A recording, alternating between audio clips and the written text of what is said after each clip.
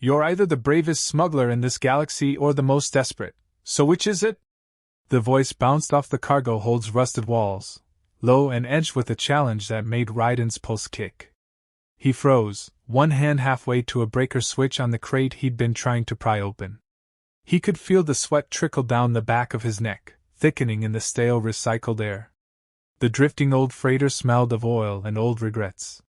He couldn't see who spoke, but he knew it wasn't any of the skeletal droids that typically patrolled these corridors in random cycles.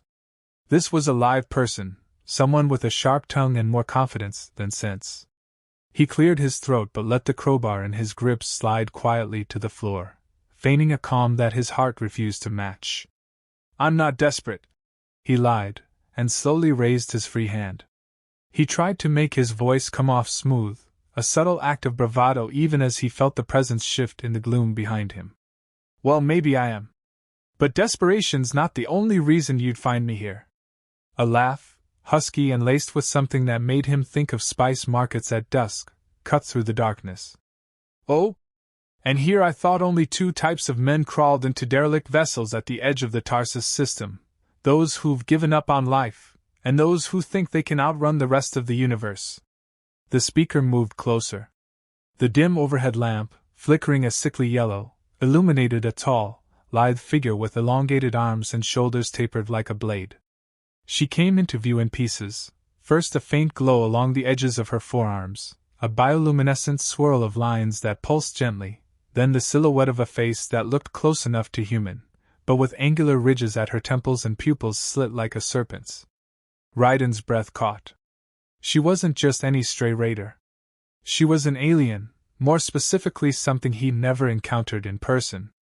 The lines of her neck were faintly luminescent in the gloom, and when she glanced to the side, he saw a faint ripple move along her scalp, as though a network of filaments or spines contracted with her muscle tension. His mouth went dry. He'd only read about the Ainthri, some rumor that they'd once dominated this sector eons ago, that they had technology based on living crystals or that they'd vanished from known space after a cataclysm. Yet here stood a very real, very much alive Ainthri woman. And she was apparently amused at finding him rummaging around like a rat in someone else's pantry. He kept his gaze carefully on her face, focusing on the eyes. They were ringed with a pale glow in an unsettling swirl that changed color, blue, then green, then a faint gold that was almost lost in the gloom. She wore minimal protective gear, a patchwork jumpsuit that had been modified for her lithe build, open at the throat where more of that softly pulsing glow shimmered beneath her skin. She regarded him without flinching, eyes narrowed. He realized she was waiting for him to say something, and too much silence would brand him an easy target, or a fool. "Raiden," he said, forcing a small grin. "My ship ran out of fuel. Or maybe it caught some virus in its NAV system. Hard to tell. Didn't have many options but to board the first drifting freighter I found, hoping I could scavenge enough parts to get back up and running. I didn't expect, well," he gestured around, letting that incomplete thought hang. He didn't want to admit he also hadn't expected to find anyone else here. The Tarsus system's outskirts were crawling with half-dead vessels. That was the entire reason he'd come. It was a scavenger's paradise, though the payoffs typically fell to those willing to risk pirate encounters. The alien woman eased closer, and he caught a faint drift of something spiced in the air around her, an almost floral scent that set his nerves fluttering. He was trapped in a rusted corridor, an unarmed intruder, and she was no doubt sizing him up. Danger wrapped in curiosity. She pointed to the crate behind him with a small knife she must have drawn from somewhere along her hip. Its blade curved in an odd spiral, as if it had been grown instead of forged. "You want the thruster couplings in there?" she asked, stepping close enough that he felt the heat of her body. Or maybe that faint glow gave off more than just light. "Because if you do, that'll cost you." "They're mine." He raised a brow. "Since when does a single person claim an entire cargo hold on a derelict?"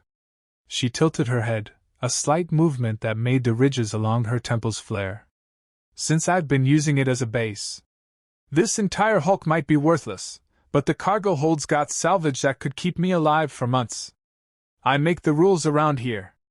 Then, after a beat, I don't suppose you've come across a stock of water filters that are still sealed? I've been hunting for them for weeks. He let his gaze flicker briefly toward a half-open crate across the corridor, carefully shaped canisters glinting in the low light. Those them? The woman's lips parted, showing a flicker of something akin to excitement. She let out a soft hum. Perhaps. They might have some use to me. Then her intense gaze returned to him. You're alone? No crew, no backup? Raiden pressed his lips together. Just me. Are you alone? She flashed a feral little grin, showing teeth that looked almost human but were slightly too sharp at the canines. I wouldn't be standing here making polite conversation if I had an entire squad behind me, would I? She lowered the knife, though not entirely. The tension between them shifted, from confrontation to something more precarious. Raiden realized she wasn't just going to kill him on sight. So that was progress. But there was a current of energy in the narrow space, something prickling under his skin that was half alarm, half fascination. He noticed she was breathing a bit heavier, her chest rising and falling in a slow, steady pattern, each breath accentuating the faint glow shimmering across her collarbones. Almost unconsciously, he found himself leaning in, as if magnetized by her presence. She caught his stare and gave him an unblinking look that made his pulse stumble. What did you say your name was again? Raiden. Her lips curved at the corner. I'm Voria. She let the name settle. It was a strange sound, but it felt right on her tongue, like it was meant to be whispered across dark corridors. Let's see if we can't strike a bargain. You probably want thruster couplings, rations, maybe a few stabilizers if you're patching up that hunk of junk you got drifting. I want water filters, plus maybe one of the med kits I've seen stashed in the forward compartments. Think we can negotiate? She tapped the tip of her blade lightly against the crate behind him, a pointed reminder that, yes, she was armed and he wasn't. I don't share out of altruism. But sometimes if you have something interesting to offer, I might be convinced to trade. He couldn't help the quip that tumbled out. Interesting as in a few canisters of nutrient paste? Or interesting as in... He raised a brow. She snorted softly, a sort of half-laugh that curled the edges of her mouth. Keep your illusions. The galaxy's a cruel place, and I don't have time for illusions. Despite his best instincts, a grin spread across his face. Trust me, illusions are what I left behind when I crashed in the Tarsus system. He dared a step forward, testing how she reacted. She didn't stop him, though the hand with the knife remained ready. She was tall, maybe an inch or two taller than him, and the faint luminescence along her arms cast dancing shadows on the walls. A swirl of excitement and alarm licked through him, a feeling of being on the verge of something he couldn't name. Fine, he said, voice lower. We negotiate. Let me get what I need, and I'll help you find those water filters. I'll even carry them. You said you've been searching for a while, right? Let me guess. You've run into a few stuck compartments, or sealed doors you can't open without draining too many power cells from your kit. Lucky for you, I'm good at that kind of thing. She eyed him with a discernible spark of curiosity. You break open security locks as easily as you break into cargo crates? He inclined his head. Sometimes easier. My code slicer's not the best, but it works wonders on older ships. A mild brag, but he needed something to tip the scales in his favor. He had no illusions about being physically outmatched. She moved like a predator, and the glowing lines on her body gave her an otherworldly grace he couldn't replicate. Work with me, and we both get what we want. Voria considered him for a moment. Then, with a flick of her wrist, she snapped the blade away and tucked it into a hidden sheath at her side. All right, she said softly. But don't get any ideas. If you betray me or try to take more than your share, you'll regret it. He offered a tentative nod. Let's get to it, then. She turned on her heel, the glow of her markings casting him in an odd swirl of moving lights. He found himself following her through the corridor, stepping over twisted metal panels and flickering wires, heading deeper into the bowels of the ship. The tension thrummed. He wondered if this was the worst idea he'd had in his entire life, or the best. Something about the set of her shoulders, The elegant lines of her neck had stirred a strange hunger in him, the beginning of a curiosity that felt both dangerous and compelling. She was so close, the faint scent of her drifting behind like a challenge.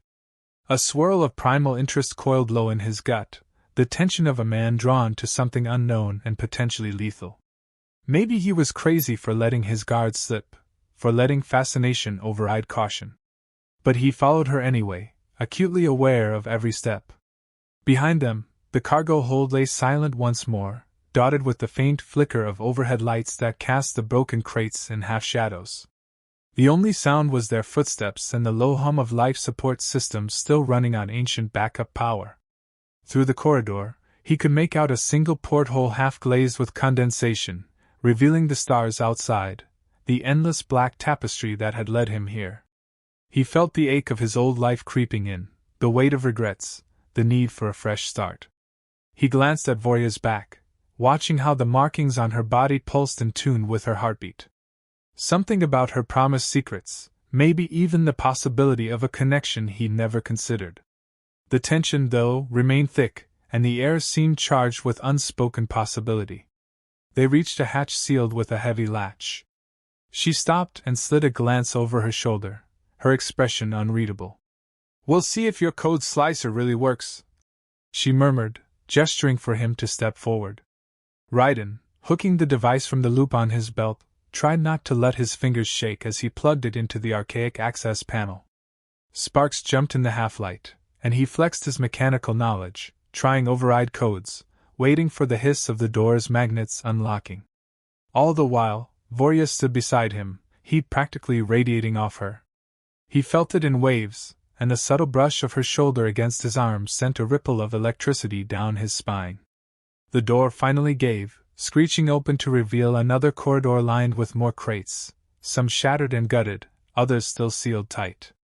Vorya let out a satisfied grunt and slid past him, the curve of her body momentarily pressing against his side. It was just a passing contact, but it nearly stole his breath. He swallowed hard and followed. He told himself this was about survival, about salvage, about forging an unlikely alliance.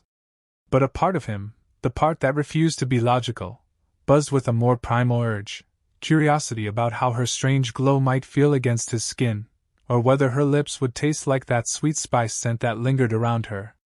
And with that single thought, he knew he was in over his head. They didn't speak as they moved deeper, rummaging through compartments, scanning for the parts each needed. She found a box of water filters, sealed in a crate that required them to break off multiple locks. Raiden came across a cache of thruster couplings near the starboard side, each intact enough to salvage. With every success, though, the tension between them mounted. She kept sneaking glances his way, and he was keenly aware of it. Whenever their eyes met, her gaze was unsettlingly direct, as if she found him just as strange as he found her. "Your ship," she said at one point, pausing to catch her breath. "How bad is it?" He shrugged, not sure how much to reveal. "It's drifting about half a click from here. Lost power after a meltdown in the sublight engines. If I don't get these couplings installed soon, it'll be scrap." He almost added that he had nowhere else to go, but swallowed that truth. Better not to appear too vulnerable. She looked as though she might say something else, but then her ear fins, now visible as subtle flares of translucent cartilage along the side of her head, twitched. In the distance, there was a low clang, a metallic echo that reverberated down the corridor. Vorya's expression darkened. "We're not alone," she said under her breath, grabbing his wrist and tugging him into the shadow of a bulkhead. Her grip was firm, and her skin carried a strange warmth that nearly made him lose focus. "We should move quietly," she hissed. Raiden nodded, tension knotting in his chest. He thought this ship was deserted, the only threat being old droids or automated turrets. But maybe pirates had boarded. Maybe there were rival scavengers. Vorya put a finger to her lips, that glow along her neck brightening slightly as she stilled her breathing. He could hear faint footfalls now, or the scrape of metal on metal. Whoever was out there might not be friendly. A strangled panic clawed at him, but he pushed it down. Vorya pressed up against him, close in the narrow alcove. He could feel every subtle shift of her body, the rise of her chest, the heat that radiated from her. It shot sparks of awareness through him, a maddening mix of fear and arousal. She was so alien, everything about her movements, her scent, her presence. Yet her eyes flicked up to meet his, and in that moment, he saw something almost vulnerable there. Her grip on his wrist tightened. Slowly, she eased her head around the corner, checking the corridor. He watched her luminous patterns shift across her cheeks, as though responding to adrenaline. The hush felt charged enough to choke them both. She turned back, pressing her lips to his ear, whispering so softly he barely caught it. "We need to circle around. There's an upper catwalk. Follow me." Then she was pulling him by the hand, darting quietly through the half-lit corridor, stepping over debris. Every few seconds she'd pause, tilt her head, and wait until the sound of rummaging or clanking grew distant before moving again. Adrenaline spiked in his veins, and with it came the rush of noticing every detail about her, the brush of her hips against his side when they squeezed through a narrow space, the faint glow that traveled down her spine beneath the jumpsuit's open seam, the quickness of her breath, and the unrelenting hum of his own pulse that reminded him how alive he felt in that moment. Finally, they reached a metal ladder leading up to a grated walkway above the cargo compartments. Voria gestured for him to ascend first. As he climbed, he felt her close behind, the warmth of her presence on the backs of his thighs. He forced himself not to think about how intimately close they were in that moment. When they reached the top, they inched across the catwalk until they found a vantage point overlooking the corridor below.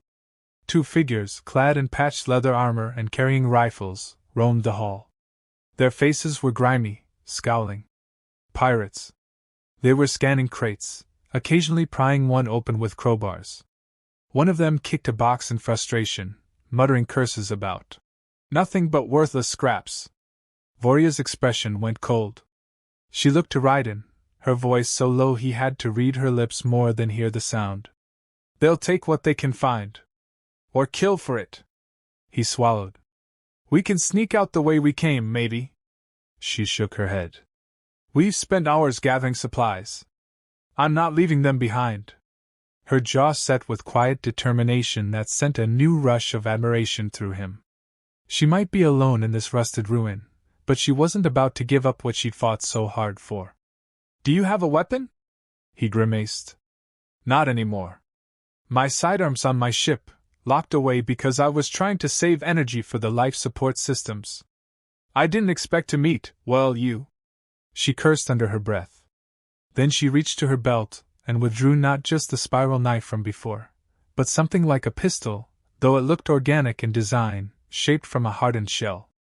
She pressed it into his hand. "I only have one spare. It's short range, so aim carefully. If we can scare them off without a fight, good.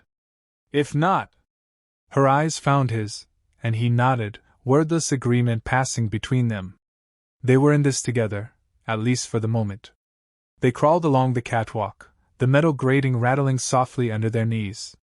Raiden prayed the pirates below wouldn't look up. The gloom of the overhead lights gave them a slim advantage. Each time the pirates bashed a crate open, the clang reverberated.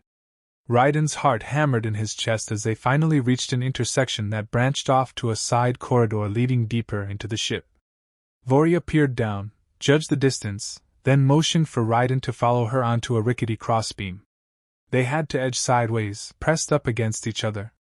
He felt the press of her chest on his arm, the soft exhalation of breath that stirred the hair at the nape of his neck. Intense. Distracting. He swallowed, focusing on the immediate danger. One slip, and they'd tumble right into the pirates' line of sight. They managed to cross the beam, dropping down onto a ledge next to an open maintenance hatch. Voria urged him in first, and he slipped through, landing in a cramped engineering crawlspace that smelled of dust and stale air. She followed, pausing to catch her breath.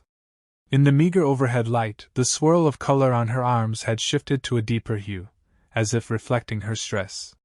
She locked eyes with him, and for a moment, they just breathed in tandem, crouched in that cramped space, the tension crackling between them.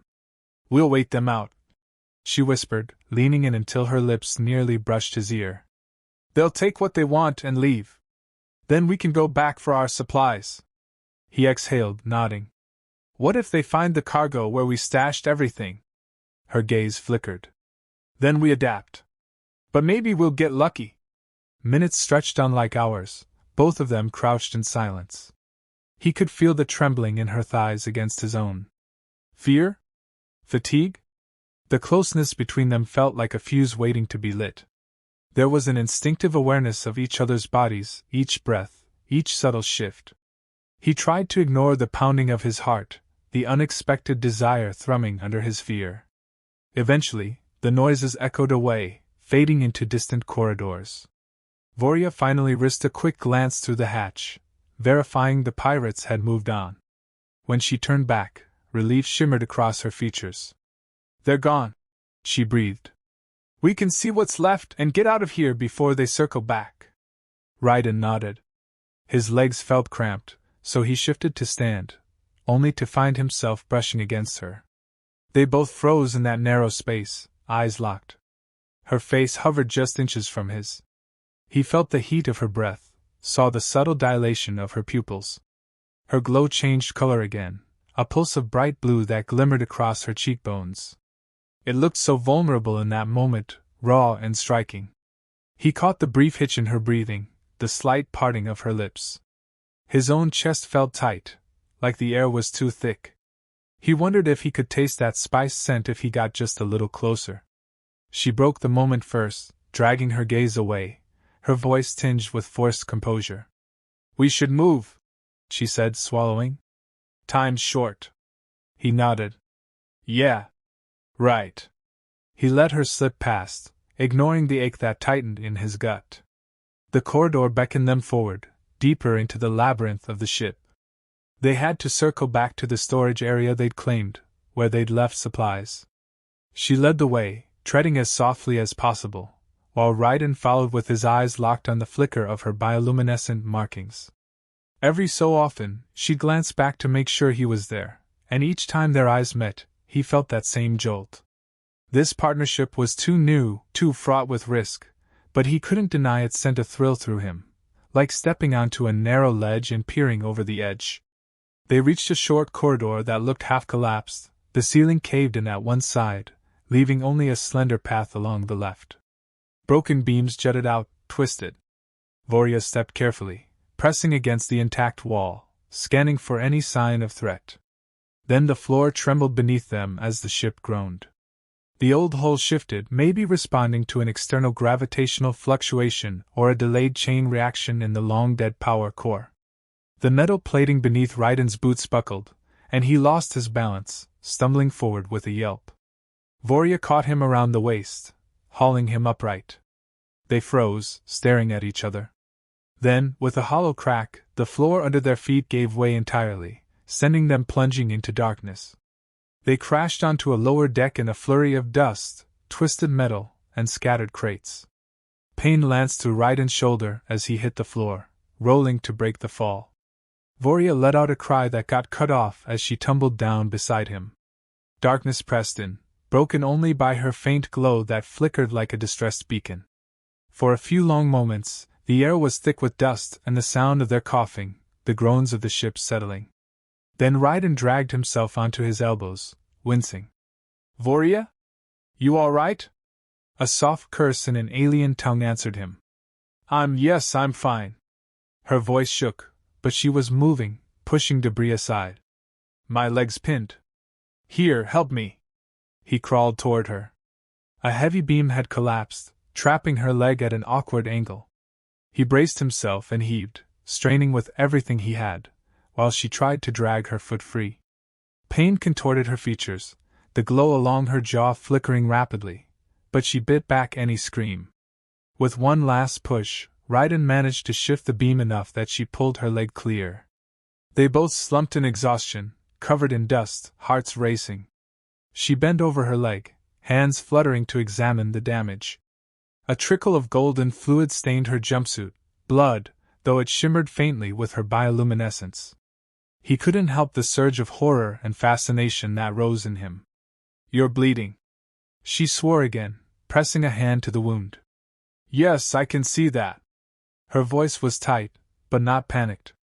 She rummaged for the bandages in the small satchel around her waist, but the latch seemed jammed. He gently took it from her, hands trembling, and forced it open. They worked together, the silence tense but focused. She hissed in pain as he bound the gash, cursing the entire time under her breath. But she let him, swallowing any protests. When it was done, they caught their breath in the darkness, leaning against the battered hull. Thanks, she managed, though her voice was rough. Could have been worse. He brushed dust from his hair, pain throbbing in his shoulder. Now we're stuck down here, but at least we're alive. He aimed the small beam of a leftover glowstick from his pocket around the space. The floor was littered with debris, and the overhead lights were dead here, no power. A thick layer of grit covered every surface. We need to find a way out. Voria flexed her leg experimentally and winced. I can move, but slowly. Her gaze flicked to the sealed hatch on the far side of the chamber. Maybe that leads to an access corridor. Raiden nodded. Let's try. He stood, offering her his arm. She eyed it for half a second before accepting, pulling herself upright with a grimace. Her weight against him felt unexpectedly intimate, the heat of her body against his side. Even in pain, her posture remained confident, as though refusing to show weakness. With careful steps, they navigated around the wreckage, inching closer to the hatch. His shoulder throbbed, but he gritted his teeth. He'd grown used to ignoring pain. Life as a drifter hadn't been kind. At the hatch's control panel, they found it offline. He drew out his code slicer again, hooking up the cables. This time the device protested with a splutter of sparks. Come on, don't die on me now, he muttered under his breath. He jiggled it, trying a bypass route. Another spark showered, and the screen on the panel flickered. Voria leaned against him, peering at the panel with a knitted brow. You sure you know what you're doing? She teased weakly. He let out a breath, focusing. No. But that's never stopped me. He tried another sequence. For a tense moment, nothing happened. Then the hatch shuddered and slid open halfway with a tortured groan before sticking in place. A gap about a foot wide showed the corridor beyond. He frowned. We can squeeze through. She nodded, letting go of his arm. Her leg was clearly bothering her, but she squared her shoulders and forced herself to wedge through the opening first. Raiden followed, twisting sideways until he managed to pop out into the corridor. Stale air greeted them, along with more darkness. He flicked the glow stick around, revealing a narrow path that disappeared into the gloom. The entire deck must be without power, leaving them reliant on scraps of leftover emergency lighting. Voria limped as they pressed on, but she refused any further help. He walked by her side, occasionally reaching out to steady her when her steps faltered. Dust coated the corridors, and the walls bore signs of old battles or perhaps just decades of decay. One door was melted at the edges, as though plasma fire had fused it shut. They heard no more pirates, no more intruders. Just the thud of their own footsteps and the faraway groans of the old freighter shifting. Raiden couldn't help feeling a low ripple of frustration. They'd spent so much time gathering supplies, but now they were lost in a different section of the ship, far from their stash, with no guarantee they'd ever make it back before the pirates got to it. Or before the entire wreck caved in. But every time his gaze flicked to Voria, he felt that surge of determination. He refused to leave her behind, no matter how complicated this alliance was becoming. At a bend in the corridor, they stumbled onto a small cabin or control room. The door was jammed half open, letting them slip inside. Dim emergency lights blinked from a console, apparently still drawing on some ancient backup system. Voria sank onto a dusty crate, pressing a hand to her bandaged leg. Raiden approached the console, trying to see if there was a map or any layout he could glean. The screen flickered, resolution poor. He tapped at the interface, cursing. Everything's corrupted, he muttered. But maybe I can coax out a partial deck layout. He tried a few commands. Finally, a fuzzy schematic of the freighter appeared. It was incomplete, missing entire sections, but at least it gave them a sense of direction. Here, he said quietly, pointing to a corridor in the schematic. If we make it to this junction, we might be able to climb up 2 decks. That could lead us back near the cargo bay.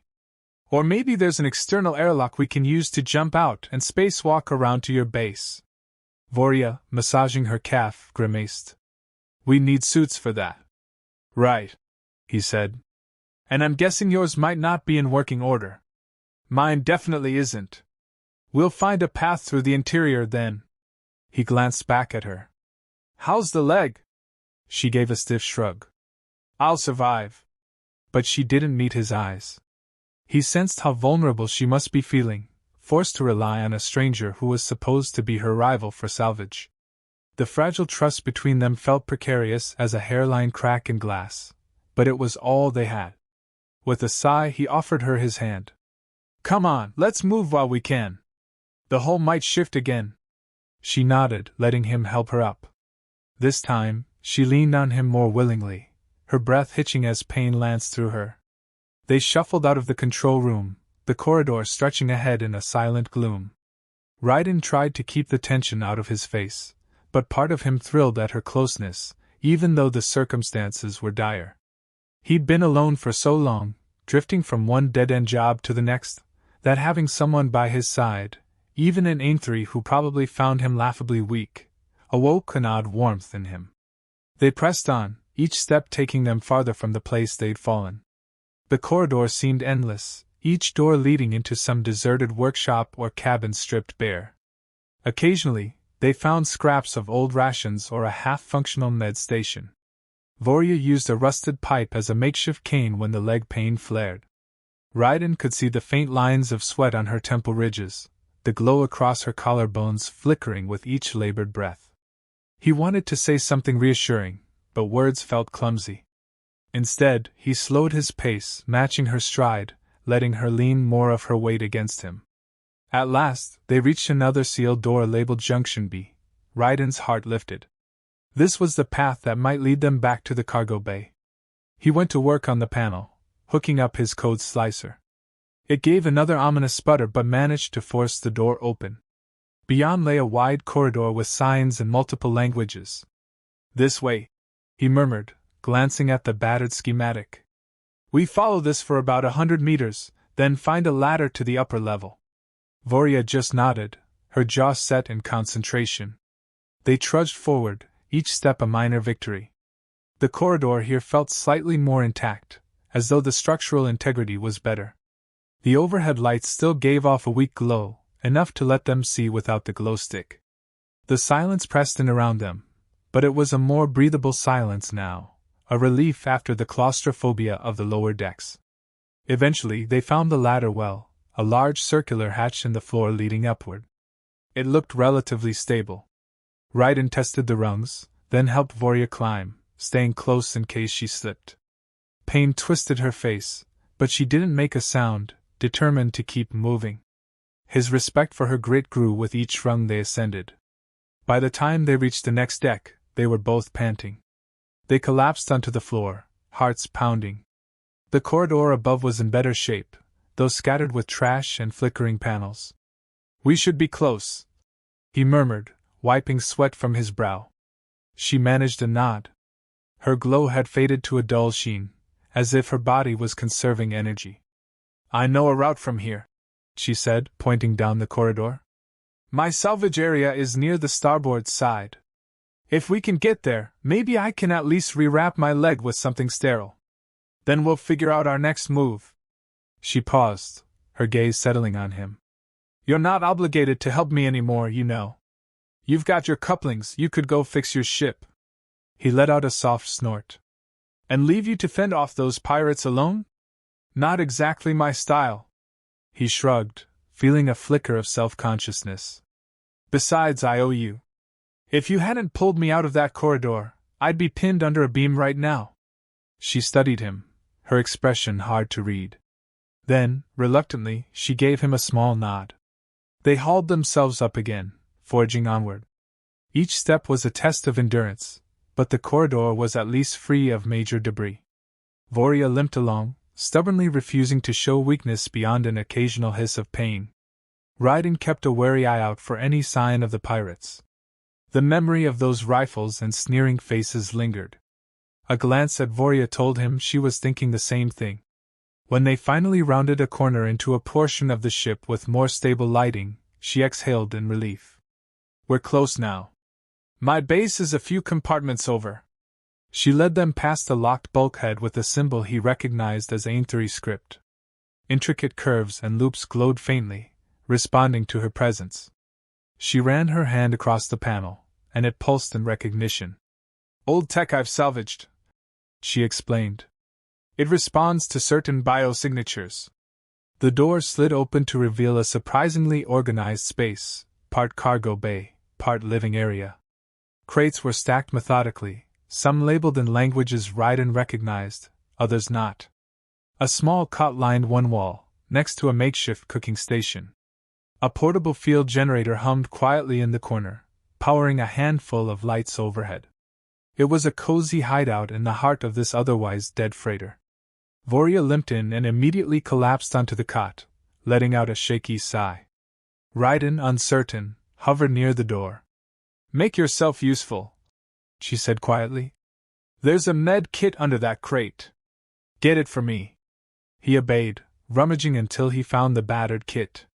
He handed it over, then helped her peel back the bandages. The slash along her calf was deep, the luminous blood soaked into the wrapping. His stomach turned at the sight. She hissed in pain, baring her teeth, but she didn't pull away. He used the disinfectant from the kit, pressing it gently onto her wound. She let out a ragged breath, and he noticed her fingers clutching the edge of the cot with bone-white knuckles. Sorry, he murmured, feeling an unexpected protectiveness well up in his chest. I'll be gentle. She let out a hollow laugh, half pain, half irony. You're surprisingly kind. For a scavenger. He shrugged, focusing on cleaning her wound. Sometimes it's easier to survive if you help others. Or maybe I'm just not jaded enough yet. He glanced up to meet her eyes, and the raw vulnerability he saw there startled him. He felt like he was teetering on the brink of something neither of them could name, a closeness forged in danger and necessity. He finished bandaging her leg and helped her prop it up, then stood awkwardly, not sure what to do next. Stay, she said softly, surprising him. I don't want to be alone right now. She swallowed, looking away as though embarrassed by the admission. I'll get rid of you in the morning if I decide I can manage on my own. He gave a small, grim smile. Deal. He settled on the floor beside the cot, leaning against the crate. Exhaustion rolled in, yet his heart still pounded with residual adrenaline. She lay there, luminous lines pulsing along her arms, her breathing still ragged from pain. The overhead lights flickered, casting the space in shifting shadows. He felt the distant hum of the engines, or whatever was left of them, and the faint memory of that near-fatal fall lingered in his limbs. Minutes passed in silence, the tension between them shifting into a strange kind of intimacy. They didn't know each other's histories, only that they'd collided in this ghost ship, forced to rely on the other to survive. Raiden's eyes drifted over her features, the graceful angles of her face, the ridges at her temples, the subtle filaments behind her ears that fanned slightly with each breath. She was beautiful in an otherworldly way that left him mesmerized, but he also knew how lethal she could be. When she finally spoke, her voice was a soft rasp. You must think I'm mad for hiding out on this wreck. But I have my reasons. I won't let outsiders destroy what little remains of my people's history. There are things here, relics, fragments of Ainthuri tech. If the pirates find them, they'll either sell them to the highest bidder or melt them down for scrap. He listened, the sincerity in her voice tugging at him. So you're protecting it? She let out a weary sigh. Trying to. But I can't do it alone. Her gaze flicked to meet his. You're human. Humans don't have a reputation for caring about anything that doesn't earn them credits. Why are you still here? He considered that. I guess not all humans fit the stereotype. I'm not interested in relics or advanced tech. I just want enough parts to fix my ship and get out of the Tarsus system before it swallows me whole. He paused, searching her face. But maybe I'm tired of running from place to place. Maybe I'd like to help someone for once, instead of just scavenging scraps. Her expression flickered unreadable.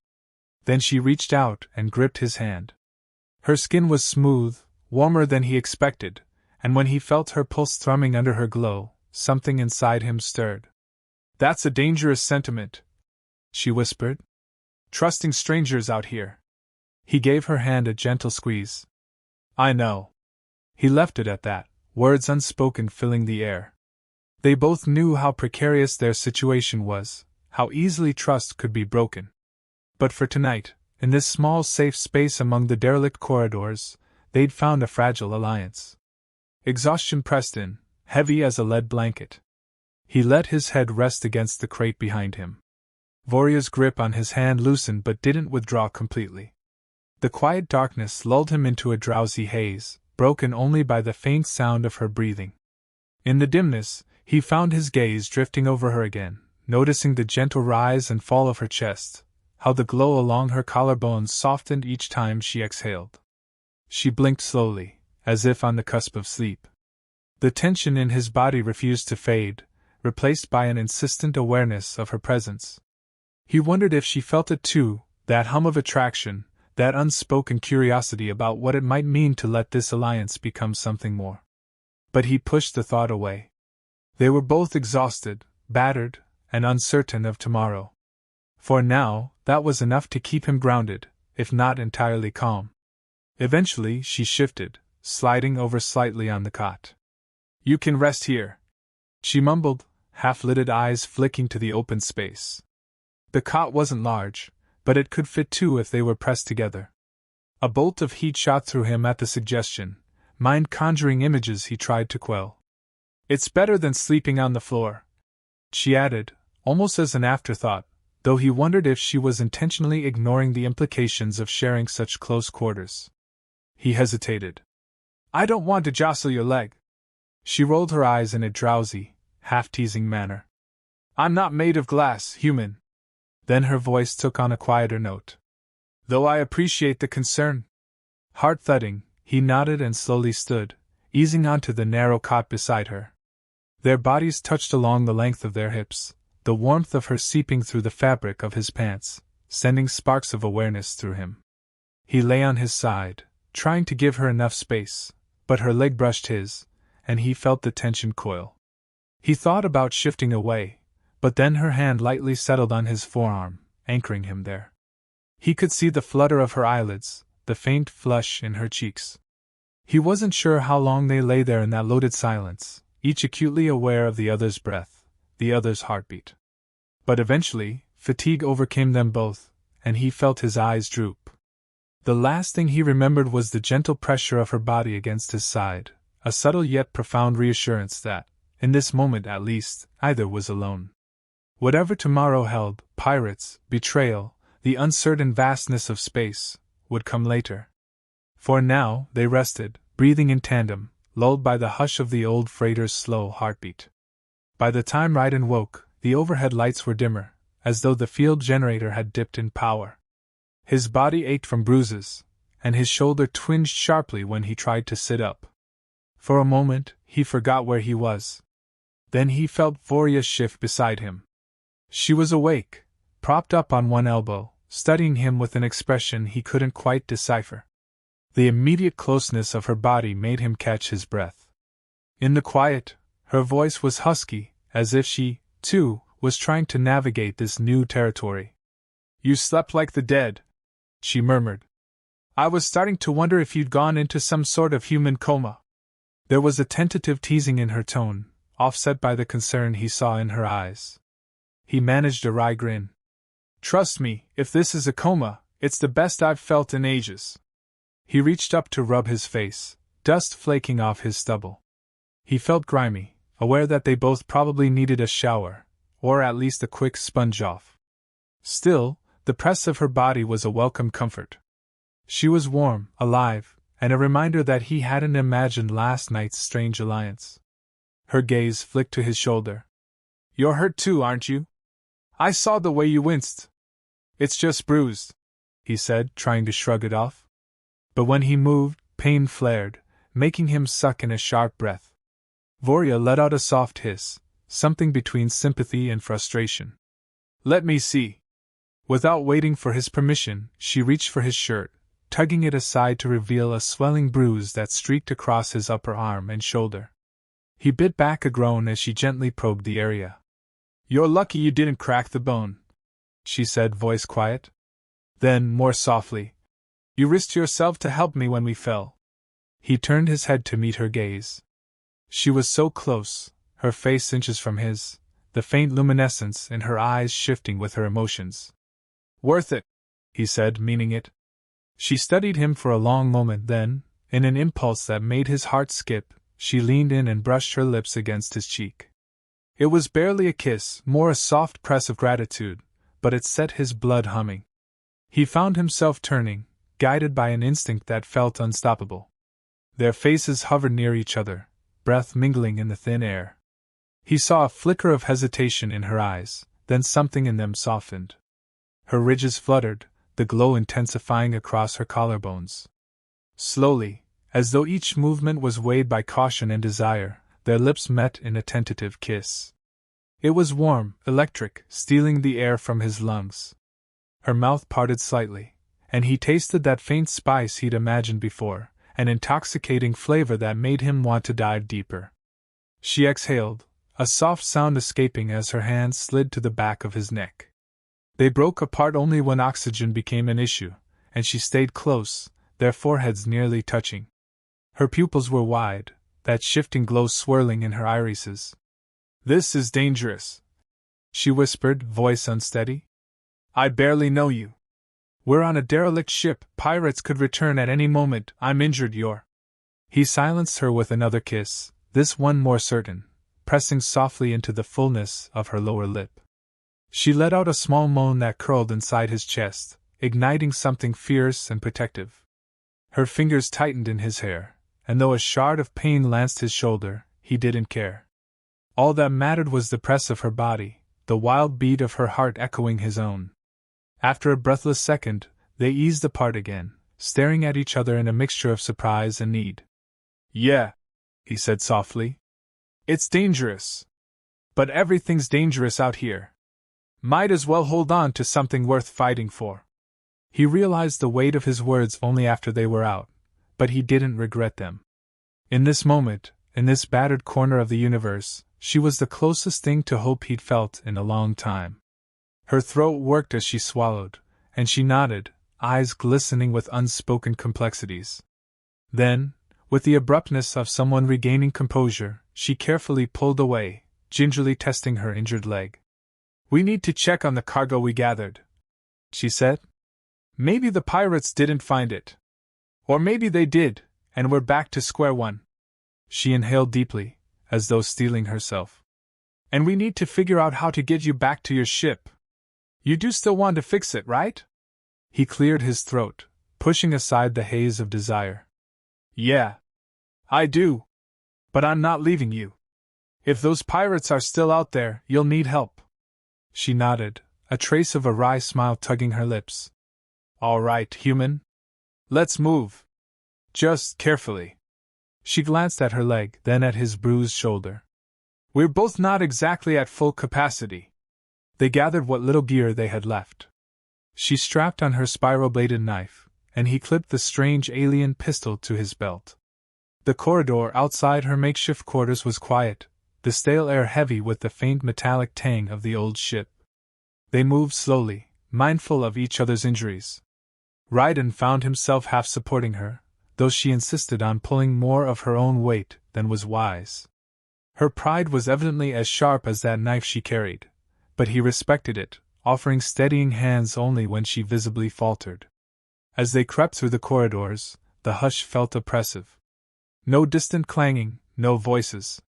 It was as though the pirates had vanished, or the ship had fully devoured any outside intruders. They passed the site of their fall, now a gaping hole in the floor above, debris still strewn around. Neither commented.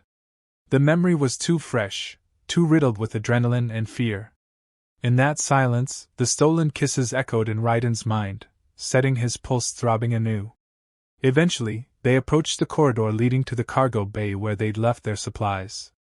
Tension ratcheted higher with each step. Voria nodded toward a vantage point behind a half-collapsed divider.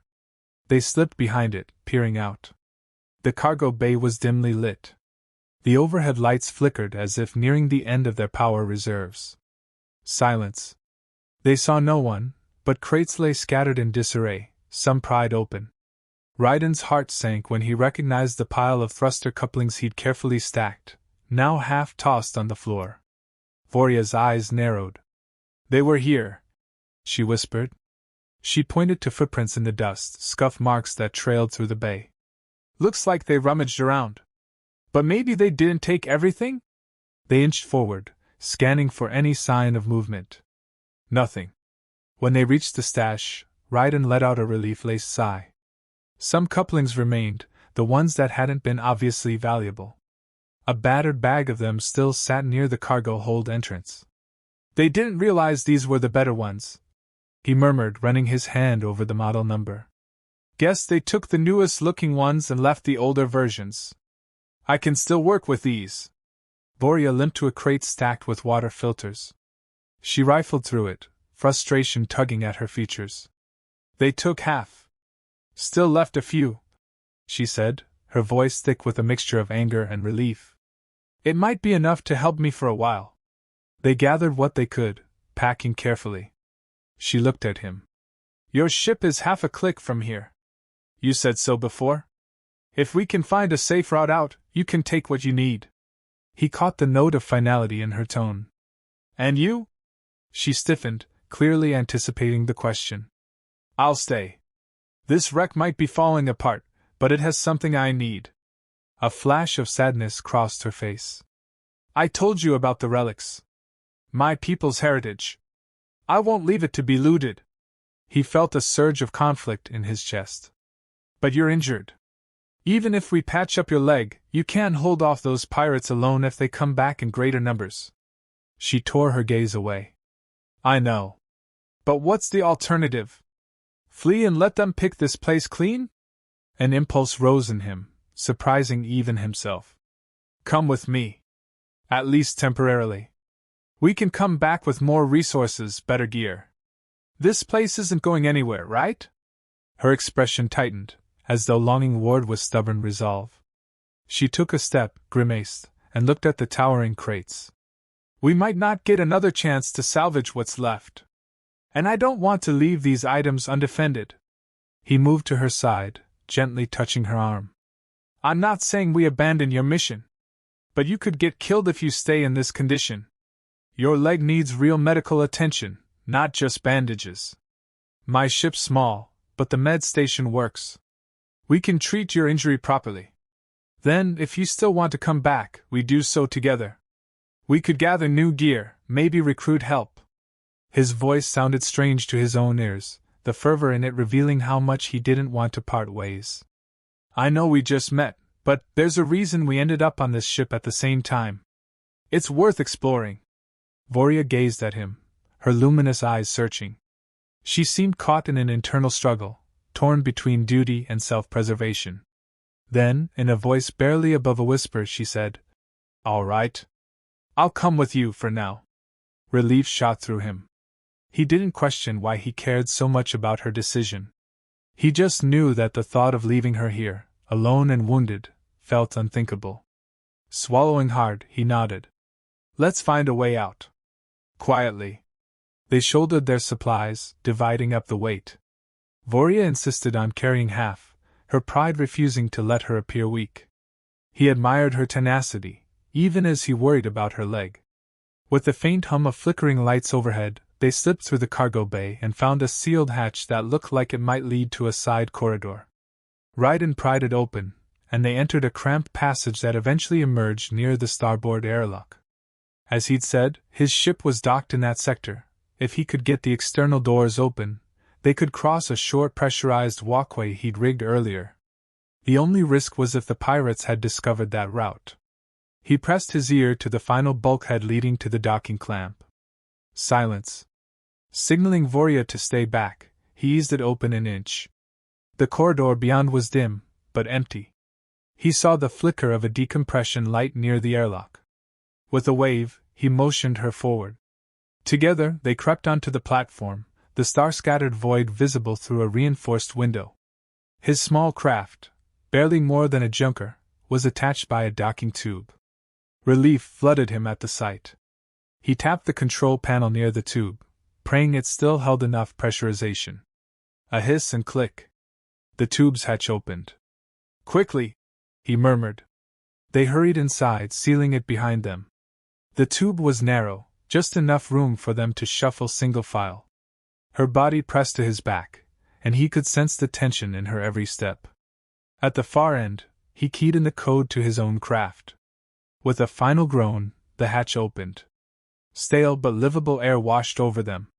They stumbled in, shutting out the derelict freighter behind them. Inside his ship, a cramped corridor leading to a cockpit at the front and a tiny living space at the rear, he realized how meager it looked. Surfaces were scuffed, wires hung in places, and a persistent beep from a malfunctioning panel signaled the failing engine. But it was home, at least for now. Voria surveyed it with a critical gaze, her lips twisting in a faint smirk. "So, this is where the bold human takes sanctuary?" He gave a dry laugh. "Yeah, not exactly a palace. But the life support works, and the med station's right through there." He pointed to a small alcove. "Let me help you get patched up properly." She limped over, depositing her bag of filters against the wall. Raiden followed, rummaging in a compartment for the first aid kit. It was more advanced than what she'd had, complete with a portable bone knitter and sterilizing solution. She sat on the edge of a narrow bench, wincing as he carefully unwrapped her makeshift bandage. The luminous blood had mostly clotted, leaving a pale teal bruise-like coloration around the wound. He cleaned it again, applying a mild sedative salve. She hissed softly but didn't pull away. "You're good at this," she muttered. He shrugged. "Had a bit of training when I was younger. Thought I might join a medical frigate once upon a time. Didn't work out." She watched him in silence for a moment. Then, quietly, she said, "Thank you for not leaving me there." He looked up, meeting her gaze. She was so close, her ridges accentuated by the med station's harsh light. "I told you, I'm not in the habit of walking away." He finished securing the bandage and allowed himself a small smile. "At least not from someone who matters." A flicker of something passed in her eyes. Then she gently placed her hand on his chest, feeling the steady thump of his heart. A question lingered there, unspoken. He answered it by leaning in, pressing his forehead to hers. Her breath hitched, and she tilted her head, lips finding his in a gentle, aching kiss. This time, the urgency was muted by exhaustion, but the undercurrent of desire was unmistakable. Her free hand curled around his neck, and he let his own slide around her waist. She was warm, and the subtle glow of her skin highlighted the curve of her collarbone, the slope of her shoulder. His entire body yearned to pull her closer, to explore this intangible connection. But the beep of the failing engine panel cut through the tension like a rude alarm. He pulled back, panting softly, tension fraying at the edges. We should fix that," he murmured, pointing to the cockpit. "Or we won't be going anywhere, and your pirates might come knocking again." She nodded, exhaling shakily. "Yeah. Go, do what you need to do." He helped her settle onto the bench, ensuring she was comfortable. The swirl of unspoken emotion tangled in the air between them, a promise that this moment wasn't over, only paused. Then he strode to the cockpit, ignoring the ache in his shoulder. The control panels flickered in protest. He dropped into the pilot's seat, scanning the readouts. Main engine offline, thruster couplings needed replacement. Without those, they were stuck. But they'd salvaged some from the wreck. He just needed to install them in the engine chamber under the deck plating. Easier said than done in his current condition. Still, he set to work. For the next hour, he wrestled with burnout wiring, unscrewed charred couplings, and inserted new ones from the salvage. Occasionally, he heard movement behind him, Voria shifting around the cramped living quarters. The sense of her presence was oddly comforting. By the time he finished hooking up the final coupling, sweat plastered his hair to his forehead, and his arms trembled from exertion. He slumped back, flipping the ignition switch. The ship rumbled, lights stabilizing. The whine of the engines rose to a soft hum, then settled. They still needed a jump or two from a reserve power cell, but at least they had a shot at leaving this place. With a relieved grin, he clambered out of the engine compartment, only to find Voria standing behind him, leaning heavily on the wall. She raised a brow. Well? He wiped his hands on a rag. We might be able to fly, short distances at least. It's not going to handle a big jump through hyperspace, but we can limp away from the freighter to a safer orbit. Maybe find a station in the next system to get better repairs. He hesitated, reading her posture. But you still want to come back for the relics, right? Her gaze flicked downward. I do. But maybe you're right. I can't fight off pirates in this state. If I can just... She swallowed, struggling to find the words. My people's artifacts, their technology, it's all we have left of a civilization that was decimated. We lost our homeworld, scattered across the stars. Some of us refused to forget. I thought I could protect even a fraction of it on my own. Raiden placed a hand on her arm. We'll figure something out, Voria. We'll find allies, or at least a place to plan without risking our lives every minute. The sincerity in his voice surprised even him. But he meant it. He could see the weight of her pain, the burden of her mission, and he wanted to carry some of it with her. She exhaled slowly. All right. Then, with a ghost of a smile, she added, Just so you know, humans have a reputation among my people for being impulsive. Reckless. He laughed softly. We are. But you're more reckless than me, hiding in that death trap for who knows how long. Her lips curved. Fair enough. Let's leave, then. At least for now. Nodding, he guided her to the cockpit, helping her settle in the co-pilot's seat. The space was cramped, but at least she had a place to rest her injured leg. He strapped in, powering up the thrusters. The battered ship groaned, as though protesting being woken from near death. But the systems lit up one by one, and the cockpit's viewport illuminated with a swirl of starlight. Outside, the derelict freighter loomed, battered hull casting ominous shadows. He keyed the docking clamps to release, and with a shudder, his craft pulled away. We'll set a course for the nearest trade outpost, he said, checking star charts on the flickering display. I know a place about 2 light jumps away. They're not the friendliest, but they'll have parts. We can regroup there, maybe see if we can find a buyer for other salvage, or at least supplies to come back better equipped. Voria nodded, eyes fixed on the freighter receding through the viewport. He could sense her reluctance, the emotional weight of leaving behind something so important. But as they drifted into open space, the tension in her shoulders eased a fraction. The autopilot beeped, confirming a stable trajectory. He turned in his seat, glancing at her. Her luminous gaze slid to his. I'm not used to trusting anyone. Especially not a human. You do realize this changes nothing about my mission, right? He reached over and took her hand. She didn't pull away. I get it. But maybe it changes something about the way you pursue that mission. You don't have to do it alone. She considered him for a moment, then squeezed his hand gently. The faint glow in her cheeks deepened, and a small, genuine smile curved her lips. Then maybe I've learned something new about humans after all. The autopilot signaled for a short-range boost to clear the planet's gravity well. As the engine spooled up, Raiden felt that familiar rumble under his feet. The excitement, the fear, the promise of the unknown. But this time, he wasn't alone, and that made all the difference. He saw the reflection of starlight in her eyes, the quiet determination that still burned there. She might be fierce and guarded, but something was shifting, a shared thread of trust slowly forming between them. He let the autopilot run its sequence, focusing instead on the woman beside him. The adrenaline of the past day still buzzed in his veins, mingling with the powerful draw he felt whenever he looked at her. Without overthinking, he lifted her hand to his lips and brushed a soft kiss across her knuckles. Her breath caught, and when she turned her head to face him, the longing there matched his own. Carefully, mindful of her injuries, he tugged her closer, guiding her onto his lap. She hissed softly as she eased her leg, but didn't resist.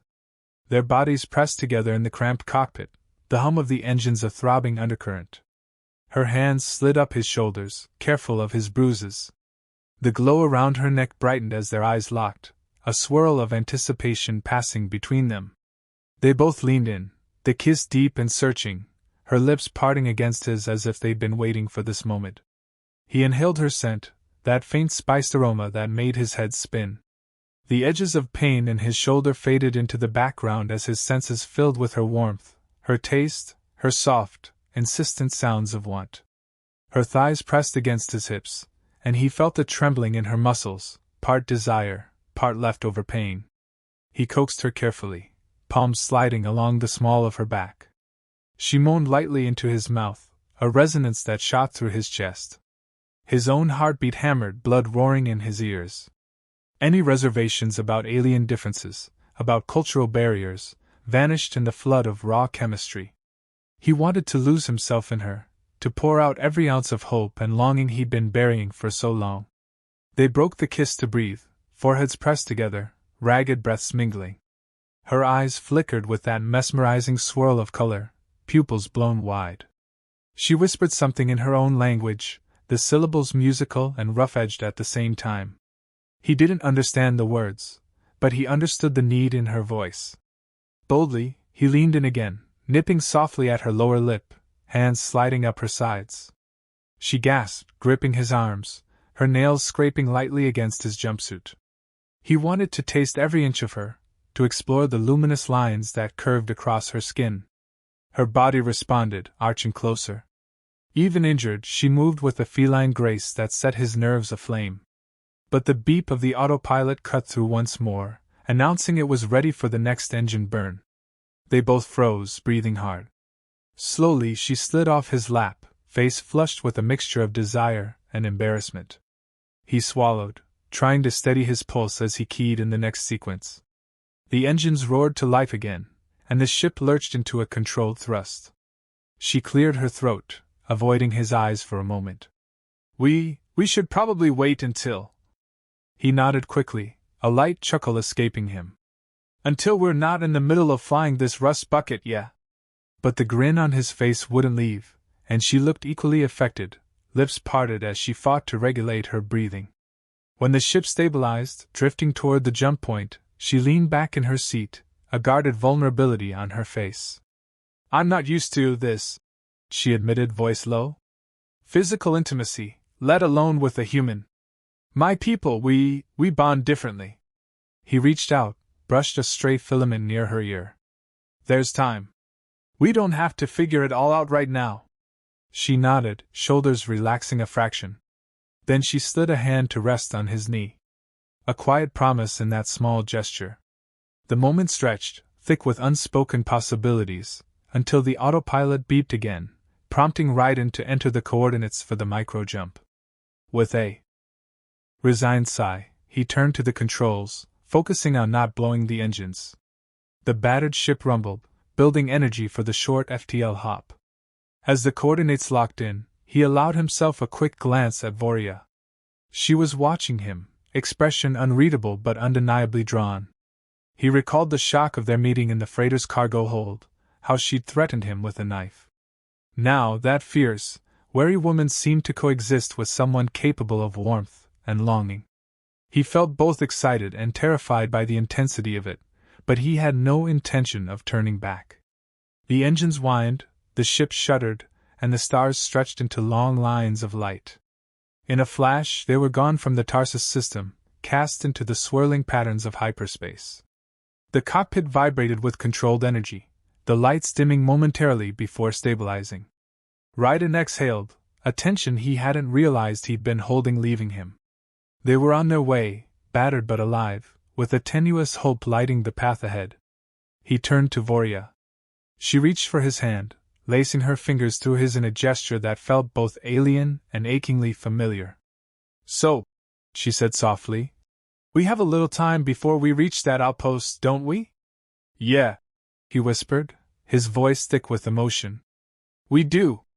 She stood, wincing slightly as she tested her leg. Then she moved closer, guiding him out of the pilot's seat. Lie down, she murmured. Rest your shoulder. You need it. And I. She hesitated, then swallowed.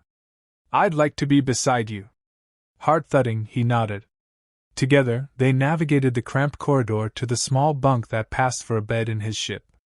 He lowered himself carefully, pain tugging at his shoulder, but overshadowed by the slow burn of anticipation. She crawled in next to him, the tight space forcing their bodies close. He let out a shaky breath as she curled against him, her leg draped over his, her head resting on his uninjured shoulder. The lights overhead were faint, but her bioluminescence bathed them in a soft glow, creating shifting patterns on the metal walls. He trailed his fingers along her arm, following the luminous lines. She let out a quiet moan, turning her face into the curve of his neck. Your touch feels different than I imagined, she confessed. How so? He murmured, pressing a soft kiss to her temple ridge. She considered before whispering. Gentler. More real. The vulnerability in her tone made his heart clench. He recalled her earlier admission: she'd been alone, fighting to protect her people's legacy, trusting no one. Now, she lay wrapped in his arms, trembling slightly whenever he traced a glowing swirl on her skin. They kissed again, mouths exploring more deeply, tongues dancing in a languid rhythm that made them both shiver. He caressed her waist, feeling the subtle ridges beneath her suit, the flutter of filaments that responded to his touch. She gasped into his mouth, pressing closer, the heat of her body matching the pounding of his blood.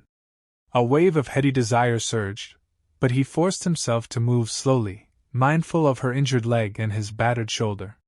She seemed grateful for the gentle pace, fingers tangling in his hair as she rolled her hips just enough to let him know how much she wanted this closeness. Their breathing deepened, and for a long while, they simply explored each other's mouths, necks, shoulders, learning each other's shapes and sounds. His hands slipped under her suit, brushing the bare skin of her back. She moaned softly, lips trailing down his jaw.